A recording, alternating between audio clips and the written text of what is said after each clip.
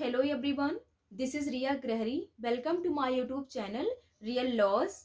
Guys, in today's video, we will read about the section 6 relevancy of facts forming the part of the same transaction.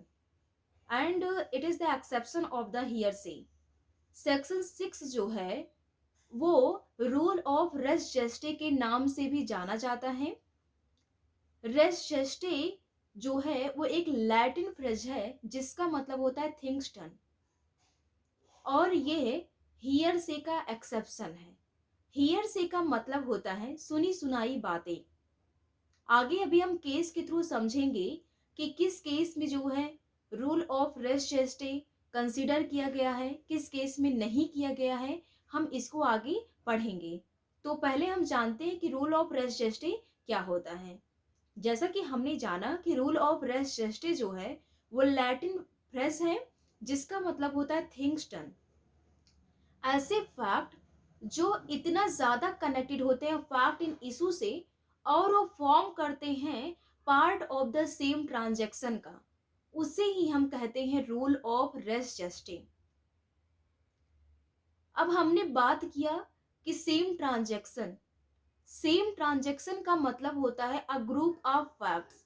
एक group of facts जो होते हैं ऐसे जुड़े होते हैं कि वो फॉर्म करते हैं सेम ट्रांजैक्शन का और रेफर करते हैं एक लीगल नेम का। वो लीगल नेम जो है जैसे कॉन्ट्रैक्ट, टॉर्ट, रॉन्ग एटसेट्रा। अब हम समझेंगे कि जो रूल ऑफ रेस जेस्टे है वो टू सेंस में देखा जा सकता है। पहला रिस्ट्रिक्टेड सेंस में, दूसरा है वाइडर सेंस में।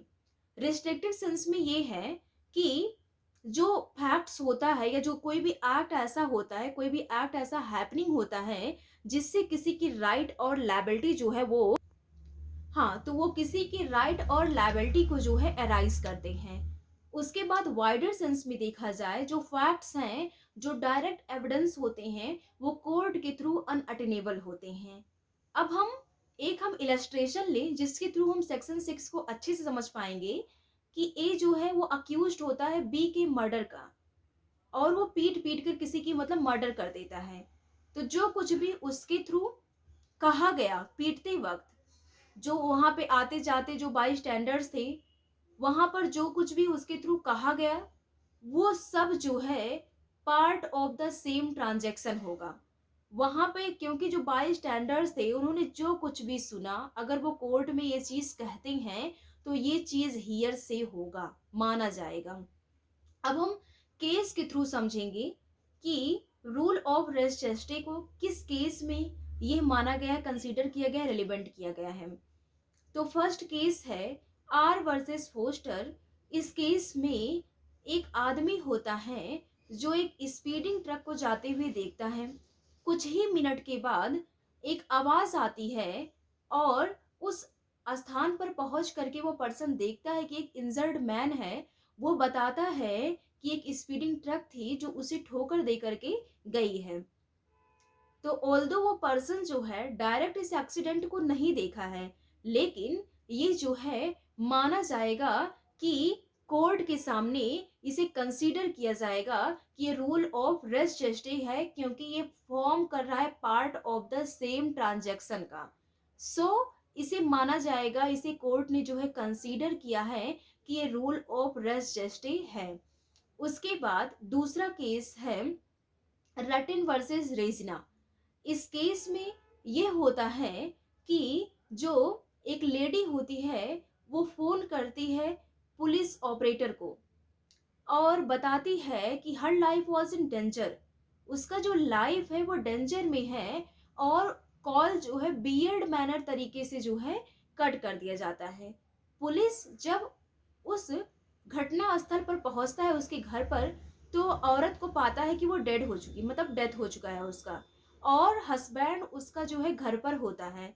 तो हस्बैंड जो है ये प्ली लेता है कि उसने जो है मतलब जिस समय ऐसा घटना घटित हुआ वो नहीं था, लेकिन कोर्ट ने जो है उसके हस्बैंड को लायबल माना, इस चीज के लिए गिल्टी माना कि उसने ही उसका मर्डर किया और ये फॉर्म कर रहे हैं part of the same transaction का, क्योंकि जिस तरीके से औरत ने कॉल किया पुलिस के पास और उसके बाद जो है फ़ोन कट हो गया, और ये सब सारी चीज़ें जो है फॉर्म कर रहे हैं part of the same transaction का।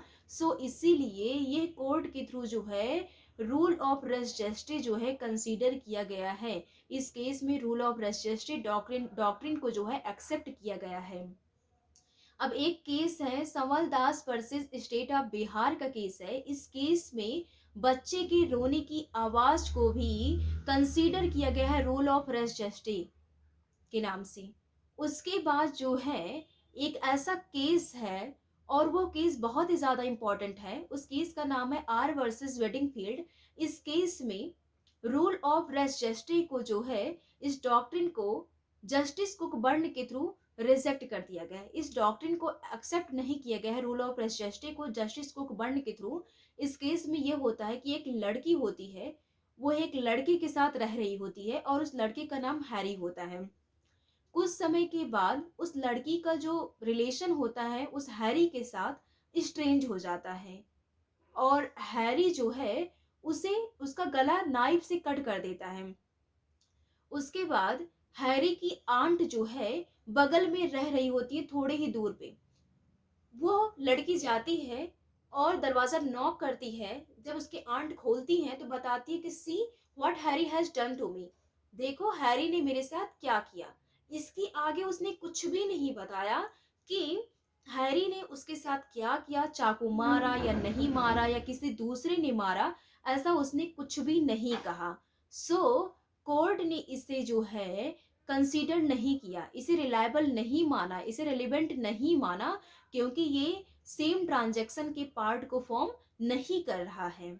सो गाइज, अगर आप लोगों को समझ में आ गया हो, मैं ऐसा होप करती हूँ कि आप लोग को समझ में आ गया हो। यदि आप लोगों की कोई भी क्वेरी हो सेक्शन 6 से रिलेटेड तो आप लोग हमसे पूछ सकते हैं। अगर मेरी ये वीडियो आप लोगों को अच्छी लगी हो so please do like and subscribe my channel real laws, and जितना अधिक से अधिक हो सके आप हमारे इस चैनल को, वीडियोस को अपने फ्रेंड के साथ, अपने फैमिली के साथ शेयर करिए। Thank you, have a nice day.